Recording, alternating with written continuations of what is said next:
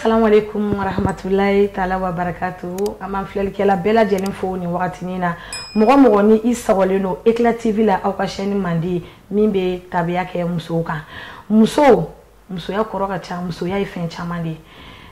Bi ni Ala ma basi foyi kana ani an balimamuso dɔ be ɲɔgɔn kan bi. Ni o ye an ka bolola baarakɛla belebeleba dɔ ye. An y'a yira u la fana k'a fɔ ko ni an bɛ mɔgɔ wele an ka kɛnɛ kɔnɔ, an bɛ mɔgɔ wele mɔgɔ min i bɛ baara min kɛ, i bɛ min dɔn a la ani i bɛ bilasirali min kɛ k'o ɲɛsin an balimamusolakaw ma. An b'a yira u la fana toujours k'a fɔ ko cɛw ni musow aw bɛɛ lajɛlen de dama ka kan la. Ni min ta don sera don min na ni Ala sɔnna ma an bɛ wele bila aw ma. O hukumu kɔnɔna la Madame Kulibali, Fatumata Kulibali, o de bɛ an bolokɔrɔ bi. Ale bɛ na ka na musoya gundo dɔ walawala an ye. Aw ni ne an ka jɛ k'an balimamuso bisimila. Fatumata. Salam alaikum tanti. Wa alaikum salam.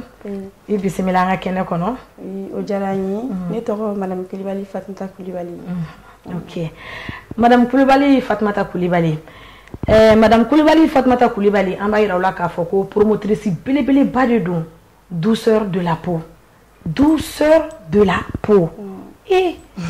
O ye ko belebeleba ye dɛ. N'a fɔra ko douceur, o ye sumaya ye. Ka tila ka na o kɛ farikolo ye. Musoya yɛrɛ ye farikolo de ye. Pourquoi cette idée douceur de la peau?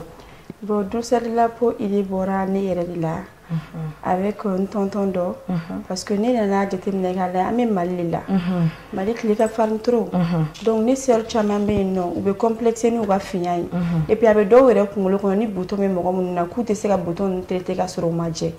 Donc ne nakun ye ka se ka produit mun bɔ n balimamusow la. Ka na ni fɛn ye fɛn naturel an ka se k'an fari entretenir k'a sɔrɔ an m'a dégrader. Parce que produit filɛ i y'a mun i bɛ ɲa mais après a inconvénient bɛ na fɛnɛ. D'accord. Aw yɛrɛ ɲɛ b'a la kosɛbɛ, ça se voit que mɔgɔ min yɛrɛ bɛ ka lutter contre la dépigmentation de la peau, elle-même elle a vraiment une peau ébène. Ça vraiment je suis d'accord avec ça. En tilala k'a ye tuguni que tu es la représentante de l'entreprise IBSS. IBSS, o i bɛ se ka dɔɔni fɔ an ɲɛna o fana kan. IBSS ye entreprise belebele ye. IBSS est 13 pays d'Afrique de là. Donc, nous sommes représentants Mali là. Donc, on fait les compteuses de billets, les détecteurs de faux billets, tout ce qui est monétique. On fournit banque ou là, et puis on a maintenance ou fenêtre. Donc, on est commerçant belebele munumbe no nous ma gobe jo war compte machine na ne de bu fournir et puis na tiena ninga technicien meta terrain kata entretien bela jelinke. Wow. Ah oui, un téléspectateur, tout ça là, ça se passe ici sur Eclat TV, à la chaîne Mandi, Minana, ni Eclat TV, est-ce que Aoué ni on a soro, qu'elle est bilébélé pas au sanfé. Mousso Kelen qui est la promotrice de la douceur de la peau. Mousso Kelen Tsouni, elle est la représentante de l'entreprise IBSS. Que fin chaman badembe au konanana. Na fara ko musoya, muso nyana ko musoya ye. Il be sanubaw do, il be sonibaw da, il be maquillage grandiose ni fɛnw kɛ. Donc e ka ni hakilina ninnu, c'est-à-dire que il a choisi ko ka produit mun ko ka dabila. An dun b'a ye muso caman bɛ complexer avec leur peau. Si tu es noir, ko n'i taara mariage kɛyɔrɔ la ko caméra bɛ pan i kunna. Mais o tɛ e ka couleur noire in ye dɛ. I bɛ se ka gundo fɔ an ɲɛna wa? Bon, tanti question in diyara ne ye trop. Parce que ne Fatumata filɛ ne kun bɛ n ka feere kɛ Facebook kan mais n kun t'a exposé TikTok kan parce que n ka temps kun tɛ permettre mais n grand sœur dɔ de bɛ yen nɔ produit inconvénient y'a sɔrɔ a tɛgɛ nana sisi de i b'a fɔ k'i y'a da furu la donc n y'a décidé o la ka bɔ ka kuma parce que n y'a formation kɛ depuis 2017 n y'a kɛ 1001 pour la Côte d'Ivoire n y'a kɛ en ligne donc a dɔnniya bɛ n na n kun ka client min bolo mais TikTok ko in na fɛn bɛɛ bɛ taga donc n y'a décidé ka yira n sœurs la an bɛ se ka ɲɛ très bien k'an peau naturelle garder ka sɔrɔ an m'a tiɲɛ produit inconvénient filɛ ne ka cliente dɔ delila ka ne wele a n'a cɛ f'a bɛ kasi k'a cɛ ka sira t'a la bilen parce que produit a fari bɛ tiɲɛ donc o bɛɛ y'a inconvénient bɛɛ dɔ furu sara a kama o tigi bɛ kucala a ye n wele a dɔn a ko n k'a bila k'ale yɛrɛ de y'a yamaruya n ye pour que ka se ka kanga da ale denw n'a balimamusow ye u ka fɛn dɔ bɛ yen ko mami produit a fari bɛɛ tiɲɛna a dɔn fo ne yɛrɛ kasira tellement que ne balimamuso in hinɛ ye ne minɛ parce que produit main ale yɛrɛ kɔni ko ale ka wari bɔli ni sera ka ni lajaba sugu d'ale kan donc ale bɛ se ka mun fɔ a balimaw ye bɛɛ ka produit to yen bɛɛ k'i thé naturel garder donc o de ye ne ka conseil ye ka di n sœurs ma vraiment restons naturel an ka astuce misɛnninw appliquer an yɛrɛ la qui ne coûte même pas cher. D'accord Madame Coulibaly o yɔrɔnin diyara n ye n y'o faamuya mais sisan yɔrɔ mɔgɔ dɔw bɛ yen nɔ c'est-à-dire que u tɛ analyse de peau kɛ analyse de peau ye fɛn jumɛn de ye ni ne e ye sisan e ye tulu dɔ mun ou bien e ye safunɛ dɔ ko moi j'ai vite envie k'a fɔ ko i tɛ ɲɛna dɛ e k'a fɔ ne ɲɛna ko ni safunɛ de don dɔrɔn ne bɛ kini kɛ ka taa ne kɛ ka wagasili kɛ ka taa o ɲɔgɔn ɲini ka na c'est convenable avec ta peau mais a bɛna kɛ contraire ye ne bolo a bɛna ka na ne tiɲɛ pour que au ko ninnu ka dabila quel conseil toi tu as à donner? Merci beaucoup Tanti parce que Nina déjà ne b'a fɔ bɛɛ ye mɔgɔ kan k'i farikolo étudier k'a dɔn peau suguya ka ca peau grasse bɛ yen peau mixte bɛ yen peau sèche bɛ yen etc. donc a bɛ se ka fɛn dɔ bɛ bɛn ne ma mɔgɔ caman bɛ na ko bijou an bɛ fɛ ka kɛ e yɛrɛ ɲɔgɔn ye n b'a fɔ non ne teint bɛ fɛn dɔ supporter e fari to o supporter donc il faut étudier est ce que ne fari la ni ye nin k'a la allergie bɛ dɔw la n'u ye fɛn parfum a kɛ fɛn ou bien ka suwama fini dɔ dɔrɔn u fari bɛ kɛ kurukuru misɛnnin donc mɔgɔninfin kan k'o bɛɛ de ɲɛdɔn avant que i ka ɲɛbɔ mɔgɔ wɛrɛ farikolo fɛ ka taa fɔ ko f'i k'o ta ɲɔgɔn kɛ donc o kɔni n b'o déconseiller yɛrɛ de mɔgɔw kan'o kɛ i k'i farikolo étudier fɔlɔ k'a dɔn ou bien i ka s'a dɔnbagaw ma tel que parce que ne bɛ conseil di ou les dermatologues olu bɛ yen nɔ a kama i bɛ taa u b'i farikolo suguya f'i ɲɛna. D'accord n y'o yɔrɔ faamuya Madame Koulou sisan komi e yɛrɛ de ko ko i ka entreprise de don e ka entreprise de don c'est-à-dire que tu es en collaboration avec des gens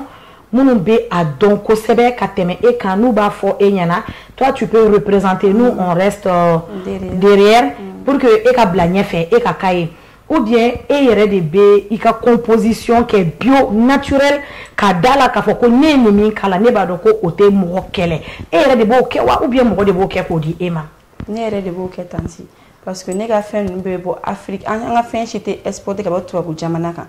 ne ka fɛnw bɛ bɔ an yɛrɛ fɛ yen Afrique dugukolo kan yan n yɛrɛ de bɛ n ka fɛnw composition kɛ parce que ne tɛ sɔn ka gan don n tɛgɛ la hali ne bɛ n ka safunɛ dilan parce que safunɛ mana kɛ cogo o cogo sɛgɛ b'a la ne ye n ka fɛn kalan kɛ cogo min na ni ne ma gan don n tɛ se k'a composition dɔn donc n bɛ n tɛgɛ yɛrɛ de kɛ k'a nɔɔni n'a ma ne piqué dɔrɔn donc farikolo sugu bɛɛ bɛ se k'a mun a tɛ mɔgɔ si jeli a tɛ mɔgɔ agresser o dɔnniya bɛ ne yɛrɛ de la.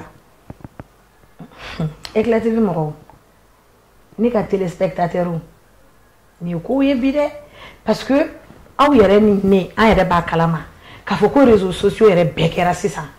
safunɛ dilannaw de ye i bɛ safunɛ dɔw couleurs ye i bɛ dɔw mélanges ye i bɛ ji dɔw jigintɔ a kɔnɔ i bɛ ji dɔw bɔtɔ a kɔnɔ ainsi de suite mais sisan quel conseil toi tu as à donner à tes sœurs parce que mɔgɔ mana kɛ baara la cogo o cogo genre i b'a dɔn n'a fɔra sisan nɔ ko e bɛ fugulanin feere ne bɛ taa fugulanin san parce que e bɛ k'a feere ne bɛ k'a feere a ta yɔrɔw tɛ kelen ye a bɛ e bolo a bɛ ne bolo jɔn de bɛ na jɔn ta san. Tiɲɛ yɛrɛ la a ka gɛlɛn. Téléspectateurs o ye ɲininkali gɛlɛn ye filanan tuguni genre bɛɛ donna ko la ɲɔgɔn fɛ mais bɛɛ tɛ ko ɲɛdɔn ɲɔgɔn fɛ e yɛrɛ ka idée mun de qu'est-ce qui t'a poussé vraiment mun de y'i poussé k'i bila la pour que mɔgɔ jɛman i k'i ka jɛmanya i ka garder mɔgɔ finman fana tuguni i k'i ka finmanya i k'o fana bila en valeur parce que ko caméra bɛ pan mɔgɔ finman kunna est ce que o ye mɔgɔ finman bɛɛ ye. O tɛ mɔgɔ finman bɛɛ ye d'ailleurs ne yɛrɛ bɛ mɔgɔ finmanw apprécier trop parce que n'u y'u ka finyaji naturel ye f'i bɛ content par exemple les sénégalaises i m'a ye n'u ye couleur ba ninnu don u ka finmanya kan non ne bɛ émerveiller tellement que a yeli ka di ne yɛrɛ ye donc o tɛ ko caméra bɛ pan mɔgɔ kunna an kana complexer n'an yɛrɛ ala ye bɛɛ da n'i dacogo de ala ye dɔw da k'u kɛ mɔgɔ jɛman ye par exemple ne yɛrɛ filɛ ne ye wolomuso ye ne ka filani kelen bɛ a finen don kelen bɛ a jɛlen pasi ala y'o kɛ donc olu minnu bɔra kɔnɔnugu kelen na et puis filaniw mɔgɔw tɛ kelen ye donc ko mɔgɔw ka faamuya mɔgɔ si kana complexer ni yɛrɛ ye an k'an tɛ naturel garder c'est très important surtout au Mali tile ka farin an fɛ yen trop an ka climat ni mɔgɔ caman ka climat tɛ kelen ye donc an kana ɲɛ ta mɔgɔ wɛrɛw fɛ an k'an ka fari naturel garder dɔrɔn ne bɛ se k'o conseiller fɛ et puis n bɛ nin yɔrɔnin fɛnɛ fara a kan k'a fɔ n seri safunɛ dilannaw ɲɛna sani an ka taa fɛnw ɲagami ɲɔgɔn na an k'a ɲɛɲini an k'a dɔn parce que an bɛ ka fɛnw de feere an yɛrɛ balimaw ma Mali la yan nɔ a bɛ se ka hali cancer de peau bila mɔgɔw la parce que safunɛ dɔw bɛ yen ne yɛrɛ bi y'a san k'a lajɛ ni n fari ko ala don la dɔrɔn a ye piqué a y'a essayer k'ala bɛ fari bɔn siɲɛ kelen dɔrɔn donc o b'a yira k'a fɔ a ka farin trop an ka composition lajɛ ka se ka k'u doser k'a dosage dɔn a tɛna kɛ kunfɛ baara tɛ quoi k'a fɔ min ɲagami bi o bɛ ɲa sini ta tɛ ɲa o tɛ an ka essayer an ka kalan kɛ a dɔn quoi avant k'i ka don a la. D'accord. O yɔrɔ diyara n ye an b'a yira an filɛlikɛlaw la toujours ko aw sɔgɔlen don Eclat TV de la aw ka chaîne Mandi an bɛ musoya kɛnɛ de kɔnɔ ni o bɔra yen nɔ madame Kulibali i b'a ye mɔgɔ caman bɛ ka produit mun i da sera yɔrɔ dɔ ma n tɛna a dugu tɔgɔ fɔ tuguni mais tu vois que sɛnɛ kɔ ninnu na sɛnɛ belebeleba bɛ kɛ yen nɔ en plus ɲɛda yan yɔrɔ ninnu alentour la o fana sɛnɛ belebeleba bɛ kɛ yan nɔ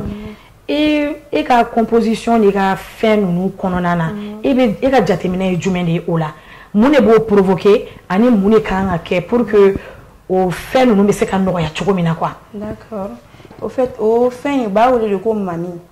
Ah d'accord tɔgɔ de b'a la. Awɔ. Ah mami tɔgɔ ko bɛ yen nɔ dɛ. U b'a wele de ko mami a bɛ kɛ sɛnɛba ye dɔw kɔ la et puis dɔw fari bɛɛ ne yɛrɛ kelen k'a ye mɔgɔ bɛ taa ne fɛ yen ne k'a ye fo ne yɛrɛ dabali bɛ ban u fari ka daminɛ sen na fo kunkolo a bɛɛ de bɛ kɛ mami ye. Produit de b'o kɛ et puis produit t'a k'i la k'a sɔrɔ a m'i averti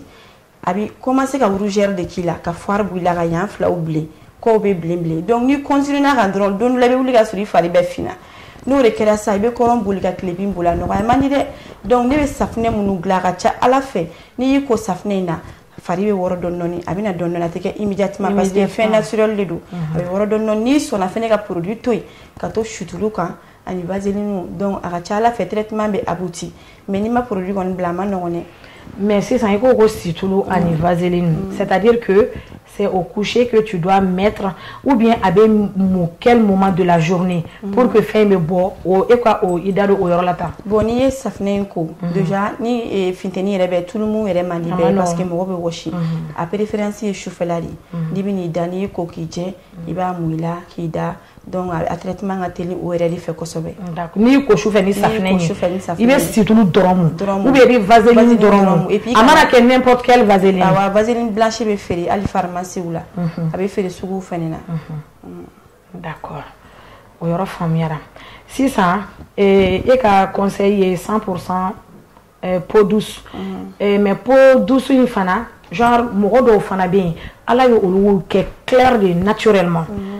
est-ce que olu fana dama ka kan olu ka produit de bɛ yen nɔ a dama wa ou bien mɔgɔ finman ni mɔgɔ jɛman bɛɛ bɛ se ka e bɛ ka composition minnu fɔ sisan u bɛɛ dama ka kan o kelen na wa. Bon ne ka safunɛ filɛ nin n y'a mélanger cogo min na parce que n ye dɔ fara n ka dɔnniya kan safunɛ in mɔgɔ finman mɔgɔ jɛman o bɛɛ dama ka kala cɛw ta bɛ yen denmisɛnninw ta b'u dama. Waaw awɔ n bɛ denmisɛnnin ta fɛnɛ parce que denmisɛnnin dɔ bɛ tilani b'u sɛgɛn ani ŋɛɲɛmisɛnninw kabatɔ fariw fɛnɛ bɛ yen bon olu b'a dama sinon safunɛ minnu bɛ dilan ne yɛrɛ fɛ mɔgɔ finman b'a mun ni ala y'i da k'i kɛ finman k'i da jɛmanya fɛnɛ na i b'i ko n'a ye a tɛ fosi k'i la mais tuluko ta fanfɛla la olu différencielen don dɔɔni. D'accord. An filɛlikɛbagaw an b'a yira aw la k'a fɔ ko aw sɔgɔlen don Eclat TV de la aw ka chaîne Mandi an bɛ musoya kɛnɛ kɔnɔna na n tun y'a fɔ n ka kumaw bɛɛ kɔnɔ n ko cɛ ni muso aw bɛɛ dama ka kan émission in na ne ba da sera yɔrɔ dɔ ma sisan ko denmisɛnninw ka safunɛ bɛ yen cɛw ka safunɛ bɛ yen cɛw ta in yɔrɔ i bɛ se k'o walawala parce que cɛ dɔw bɛ yen olu ka d'u yɛrɛ ye to minnu ka d'u yɛrɛ n'u bɛ tɛn ɲuman fɛ e bɛ conseil jumɛn di olu fana ma. Bon ni balimakɛ ani yɛrɛ cɛw ani dɔgɔninw n b'a f'u bɛɛ u ka safunɛ bɛ sɔrɔ Fatou Bijou fɛ yen nɔ douceur de la peau tigi a bɛ sɔrɔ ne bara parce que cɛ caman bɛ yen u ɲɛda sɔgɔsɔgɔlen don ou bien dasi bɛ bɔ minnu na n'u y'a raser dɔrɔn o n'u bɛ bɔ a la n balimakɛ dɔw yɛrɛ bɛ yen nɔ ale ko k'ale ye min don a ɲɛda traitement la a ka ca 3 millions ye mais ne ka safunɛ ta à une semaine a y'a résultat ye donc k'a yira bɛɛ la k'a fɔ fɛn naturel dɔrɔn don a tɛ mɔgɔ agressé a t'i tɛn bɔ a cogoya la a b'a éclat bɔ dɔrɔn k'i tɛn to choco la. Ayiwa ne badenw ani ne kɔrɔmuso ni ne dɔgɔninw ani ne denw éclat ko kuma min b'a la tantɔ mais ni produit ninnu ni a fɛn ninnu tora ka appliquer fari la o sɔn ka to so kɔnɔ o la dɛ parce que ni kɛnɛma bɔli tora ka fɛn o la avec un joli teint c'est pas facile. Ok an b'a yira la toujours k'a fɔ ko aw sɔgɔlen don Eclat TV de la aw ka chaîne Mandi ni an bɛ musoya kɛnɛ kɔnɔna na an balimamuso bɔra sisan nɔ la ka a ka composition ni produit mɔgɔ finman ani mɔgɔ jɛman k'a da don a la k'a différencier k'a walawala mɔgɔ bɛ ko dɔn mais mɔgɔ tɛ ko bɛɛ dɔn a yɛrɛ ka dɔnniya ye min ye a nana ka na o de ɲɛfɔ an ɲɛna ladiriya kɔnɔna na k'a sɔrɔ a ma don mɔgɔ si gasi la parce que i bɛ min dɔn i bɛ kuma o de kan i tɛ min dɔn i bɛ publicité kɛ ni o de ye an ɲɛ b'a la k'a fɔ ko e ta in vraiment i b'a dɔn o de y'a to i ye hakilina sɔrɔ ka don a baara kɔnɔna la pour que kana musow dɛmɛ kosɛbɛ parce que farikolo c'est très très important fini farikolo sugu dɔw bɛ yen nɔ n'a b'i bolo i yɛrɛ bɛ maloya ni i yɛrɛ ye ɲɛda sugu dɔw bɛ yen nɔ ni butɔnw ni fɛnw ni kirikarataw bɔra la i yɛrɛ bɛ maloya parce que a bɛ na i tɔɔrɔ kosɛbɛ o kɔrɔ tɛ k'a fɔ ko n'i ye mɔgɔ dɔ fari ye ko o ka ɲi o ye min utiliser ko o de ka ɲi e fana ma o kɔni an bɛ o fili juguba de kɔnɔna na donc aw b'a lajɛ k'a jate minɛ aw ka to ka taa dermatologue voir ou bien i ka taa se mɔgɔ minnu b'a dɔn ma ni mɔgɔ bɛ fɛn dɔn n'i y'a ɲininka la a bɛ se ka a ɲɛf'i ɲɛna k'a ɲa mais dɔw bɛ yen nɔ olu fana tɛ fɛ k'a faamu don o don tulu kura don o don safunɛ kura hali parfum i ka nin kuma in diyara ne ye koyi yɔrɔ client dɔw de bɛ yen nɔ hali u ka tulu ti ban u bɛ tulu kura san n'u y'a ye dɔrɔn k'e fari kɛ e bɛna mun fɔ o y'a sɔrɔ u bɛ dɔn in san hali kunun kulonkɛ tɛ u b'a fɔ k'u bɛ t'o ɲɔgɔn san tulu kelen don ka dɔw ka coiffeuse fari i yɛrɛ dama ne b'a fɔ ko mais i bɛ se ka nin bɛɛ utiliser e tɛ se ka dɔn yɛrɛ min ka ɲi i fari ma tout à fait parce que tu as tout mélangé i t'a dɔn yɛrɛ vraiment min bɛ kɛ e tɛ ɲɛ donc teint yɛrɛ bɛ tiɲɛ e t'a tiɲɛ cogo yɛrɛ dɔn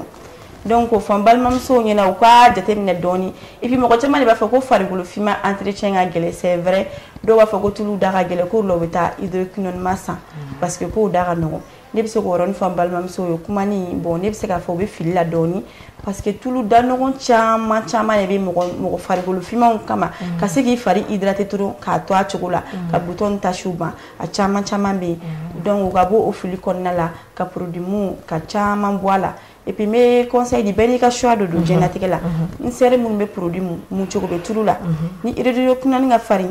i mana produit i mana a mun une semaine ou bien un mois par exemple n'i y'a ye i fari ɲɛna i b'a bila dɔɔni ka un mois ɲɔgɔn fɛnɛ don a ni ɲɔgɔn cɛ ka taa tulu sans hydroquinone dɔ mun donc i bɛ se k'i farikolo maintenir jɛya in kɔnɔna la k'a sɔrɔ tulu min tiɲɛ ka mami ni fɛn kirikara bɔ i la donc n b'o conseil di n sɛriw ma o yɔrɔnin fɛnɛ na.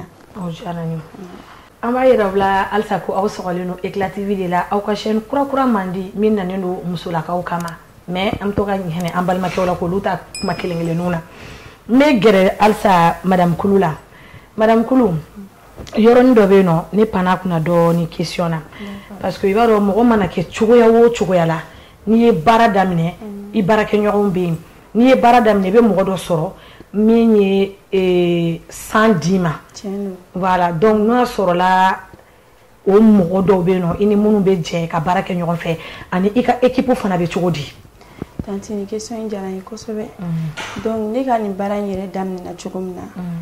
ne kelen ka jigin ka filani fɔlɔ la o y'a sɔrɔ ne tɛ baara la ne furukɛ de ye ne dɛmɛ ka fɛnw ni commerce di yan ko n ka fɛn dɔ kɛ déjà o y'a sɔrɔ n ka mariage tɛmɛnen n ka baara fɔlɔ tiɲɛna donc ale ni dɛmɛ ne ka nin kɛ o y'a sɔrɔ déjà n ye n ka formation fɛnɛ kɛ ani en Côte d'Ivoire safunɛ dɔnniya kun bɛ n na n tanti dɔ fɛnɛ bɛ yen n bɛ nin yɔrɔnin fɔ ala ka hinɛ ani silamɛ su bɛɛ la ale de ye ne dɛmɛ kosɛbɛ a dan ye ka taa fɔ ne woloba ɲɛna ko bijou ka di ne ka tɛmɛ ne yɛrɛ kan ne tanti a ka so ɲɛsinen b'an ka so ma hippodrome de la filaninw b'ale yɛrɛ fɛnɛ bolo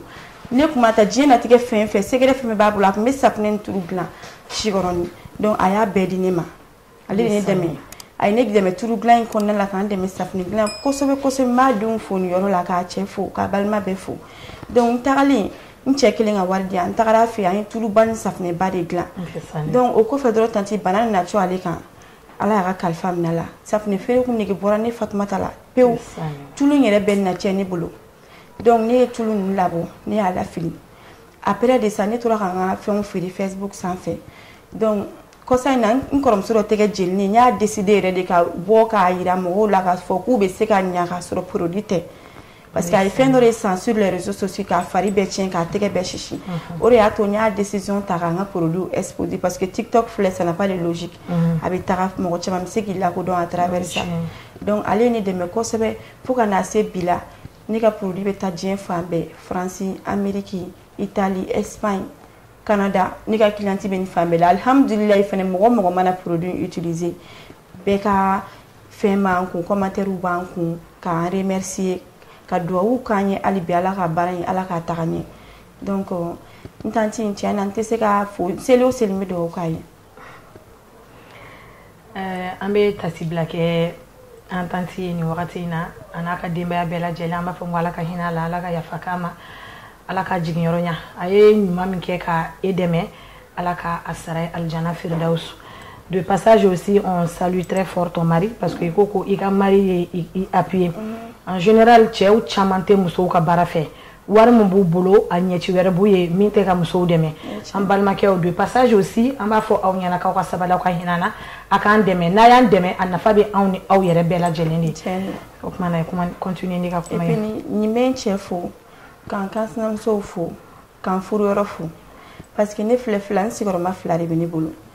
ne tɛ tobili k'an fɛ yen kuma dɔw la yɛrɛ ne kansinamusow dɔgɔninw bɛ ne bolo kansinaya t'an fɛ yen n bɛ se ka fɔ n sœurs don u bɛ ne ka tobili kɛ hali an bɔra sunkalo la ne bɛ taa baarakɛyɔrɔ la ne ka activité ka bon ne ma trop u bɛ denmisɛnninw kɔlɔsi et puis nin wagati in yɛrɛ la denko suyɛnni ni fɛn minnu bɛ yen nɔ effectivement u bɛ n dɛmɛ o la kosɛbɛ kosɛbɛ mais kuma dɔw la ne yɛrɛ bɛ taa ni denmisɛnninw ka bureau la parce que n ka patron b'o autoriser n bɛ taa ni n ka filani fɔlɔw ye n bɛ taa ni filananw ye n'u bɛ congé la kuma dɔw la ne y'a sɔrɔ mɔgɔ tɛ so n bɛ taga n'u bɛɛ ye n fɛ baarakɛyɔrɔ la n sœur dɔ fana bɛ yen n'o bɛ taa ɲɔgɔn fɛ u b'a hakili to la k'a sɔrɔ n bɛ baara la bureau kɔnɔ. Wow,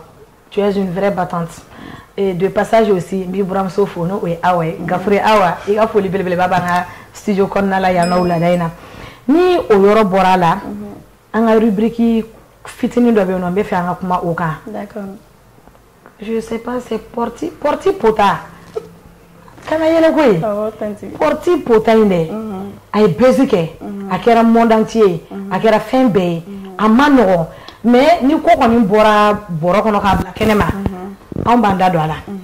ne yɛrɛ ye vidéo ka kan je sais pas n'i y'a ye mais e ka hakilinata de ye jumɛn ye voyage ko sira taga la sisan Dubaï. Bon ko in ye ne yɛrɛ choqué tellement parce que a ko kɛra ka une semaine kɛ mɔgɔw b'a kuma fɔ n ma se ka kariya ka taa lajɛ bureau la n collègue dɔ b'a fɔ Fatumata i bɛ k'a fɔ i m'a lajɛ taa lajɛ sa n donna bureau in kɔnɔ k'a lajɛ ça m'a traumatisé parce que ne tɛ se k'a dɔn gɛlɛya mana kɛ mɔgɔninfin kan cogo cogo i k'i contenter masa Rahamani mana min d'i ma o kan parce que Ala ye bɛɛ da n'i dacogo ye Ala bɛ dɔ da ka chance dɔ ma hali balimaya yɛrɛ kɔnɔ dɔw garisɛgɛ ka bon ni dɔ ta ye donc ni Ala y'i da cogo min na i bɛ Ala fo ka Ala barikada déjà ni nin ka kɛnɛ i bɛ contenter n'o kan don dɔ la masa bɛna bɔda k'i ye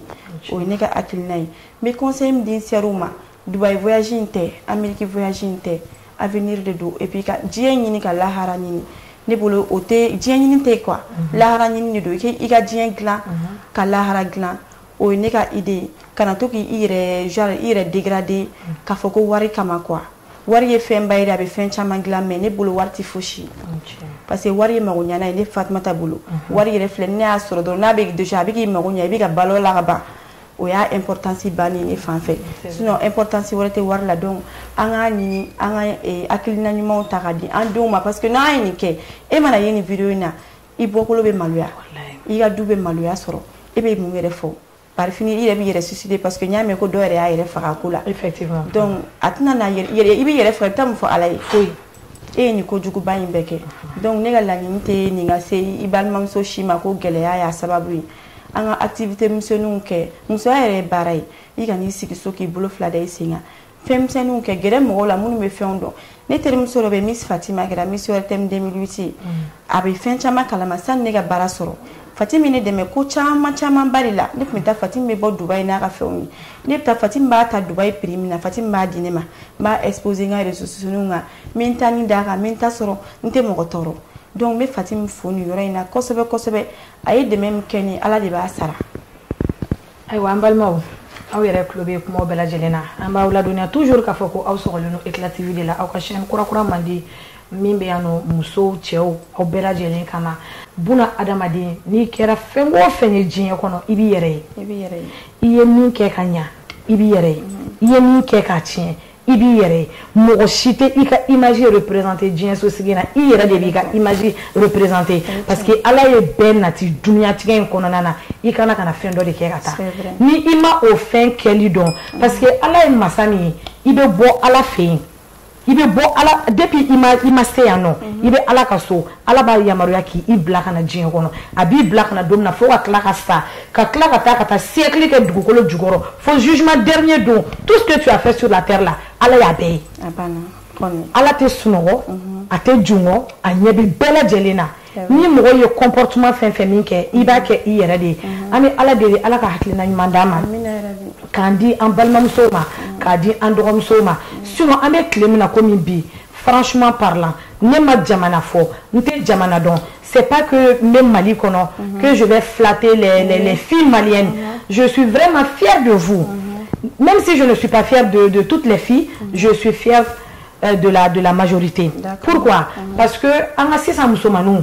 elles se battent. C'est vrai. En assis en musulmanou, ou bien fin bédoké pour avoir quelque chose. Parce que comme on a quelque chose, ni jeka tolla chogo chogo mana foroko kono ni jeka kelenta iba soro oye nyumai o nyuma munun bala ambe courage di aw ma kosebe aw ka continuer sur ce chemin munun be no ni o donné no ala war ko ni fen nuna ni ko no c'est des trucs qui sont vraiment momentanés vraiment iba ke ibe kla kan nimisa ala kan kisi ala kan tanga et puis encore les réseaux sociaux je le dis et je le répète faites très attention avec les réseaux sociaux les réseaux sociaux entreprises réseaux sociaux i ka vie exposition kéroté réseaux sociaux en nana de i kana kana kulenge ke ni be se ka fere m ka sanfé sur mo be réseaux sociaux sanfé ne be do live do kono il y a une influenceuse qui a vraiment confirmé A plus B que TikTok na fanya aller c'est pas une publicité pour TikTok mais à quoi TikTok y na fanya ay na fanya ay chogodi ay fere chama de ke et elle continue à vendre aussi sur TikTok. Ce jour-là, nous te mettons à lèvres parce que moi je me promène, mais yala fait on s'en fait, rubrique ou info du jour nous elle a dit ça, j'ai apprécié parce que na mangoutou djougou mais à quand TikTok ou cadre kononana. D'accord. Vous voyez, donc faites très attention. Alors, c'est pas Dubaï seulement. C'est pas Dubaï. C'est pour Dubaï qu'on a vu. C'est vrai. Sinon, c'est pas seulement sur Dubaï. Monde entier, bédédo. Il y a mouta yoro. Il y a clité ali yoro doula. Moundi daire kono. Il va sortir kojugu beke no. Mais alhamdulillah, ali sisa. Anga mɔgɔ caman bɛ yen n'u bɛ réseau sanfɛ u bɛ ka kojugu ninnu kɛlɛ an b'a fɔ halisa ala ka hakilina ɲuman d'an ma ala ka faamuyali cogo ɲuman d'an ma ne b'a dɔn minnu ye nin kɛ a tɛna u sɔrɔ diɲɛ kɔnɔ tuguni c'est pourquoi n'i bɛ image bila image ɲuman bila parce que les images là peuvent retourner contre toi-même pourtant c'est toi-même qui a pris ton téléphone qui yɛrɛ filmé k'i ka fɛnw kɛ k'a exposer mɔgɔ tɛ dɛ o de kosɔn ko mɔgɔ i ka ko bɛɛ ye i yɛrɛ de donc ne balimamusow kɛrɛnkɛrɛnnenya ala ne denw kɛrɛnkɛrɛnnenya ala ne dɔgɔninw a ye aw cogoya dɔn avec les réseaux sociaux a ye réseaux sociaux kɛ kulonkɛyɔrɔ dɔrɔn kulonkɛ min do fana kulonkɛ dépasseli kɛyɔrɔ tɛ kulonkɛ min do fana kulonkɛ sɛbɛlama ni yɛlɛko nɛgɛninw ni fɛn min minɛ don min na i b'olu vidéo ni kɛ tu n'as même pas besoin k'a fɔ k'i bɛ filmeli kɛ de la tête aux pieds tu peux te limiter à la poitrine i b'i ka fɛn bɛɛ kɛ l'essentiel est que i ɲɛda ka dɔn i ɲɛda ka ye voilà an bɛ o rubrique de kɛ ka e ka émission n'i ka invitation ko kun cɛ n'a sɔrɔla folikan laban wɛrɛ mun b'i bolo ka fara ne ta kan toujours an b'a yira aw la k'a fɔ ko aw sɔgɔlen don Eclat TV de la an ka chaîne mandi kurakurani denyɛrɛni donc min sigilen don musolakaw kama ani cɛ kelen-kelenninw parce que an tɛ se ka taa k'an balimakɛ n'an cɛw to kuma b'i bolo folikan laban min b'i bolo nin yɔrɔ in na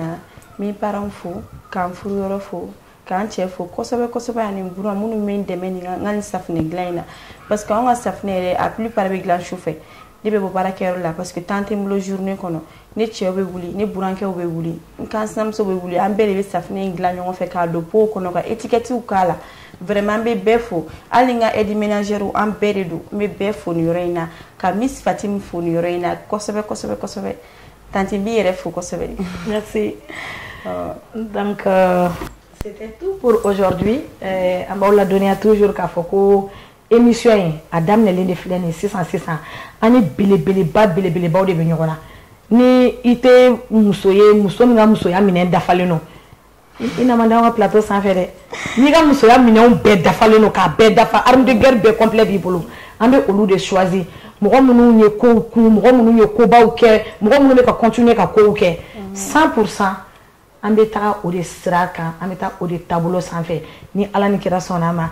o kuma an tun ye madame Kulibali de sɔrɔ an bolokɔrɔ bi kana dépigmentation de la peau et douceur de la peau, c'est deux choses qui vont ensemble. Donc prenez soin de vous, prenez vraiment bien soin de vos corps, c'est très très important. Restons naturels. Voilà, vraiment, préserver, qu'à garder, qu'à éclater d'Amadron. Il n'a pas éclat TV parce que on éclat TV ba kede boum donc ay éclat di automa on fait que la complexe nous yere ou ga fiani noro ya bodron kata fambe fait finani sarmanu aw yere mana maquillage que c'est tellement zo donc ni Ala ni kira sonama et aka ben chien wéré ni Ala ma bashi foyi kana assalamu alaikum wa rahmatullahi wa barakatuh. Merci beaucoup.